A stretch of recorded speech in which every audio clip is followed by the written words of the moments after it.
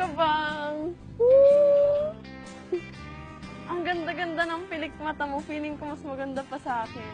Nag-mascara ka ba? Ang cute mo. Takot ako sa horse. Pero yun, nung nalaman ko na kung paano siya ipatakbo, okay naman. Tapos sobrang nakaka-excite. Kasi nung nakita ko yung horse sa personal, as in, super malapit. Parang ang ganda niya tingnan. Yung gumaganon-ganon yung mata niya. Tapos parang may sinasabi siya sa'yo na, kaya ganon-ganon. Tapos yung pilik mata niya, hindi ko makalimutan yung pilik mata na yun ba?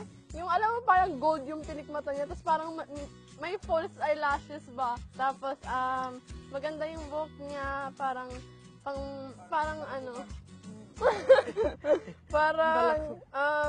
parang sinistraight yung buhok niya. And then masaya mag-ride ng horse. Masarap sa feeling kasi parang kang lumulutang and parang may gumagalaw para sa'yo. Parang gusto mo na lang hindi na magsakay ng ibang sasakyan. Doon ka na lang sasakay.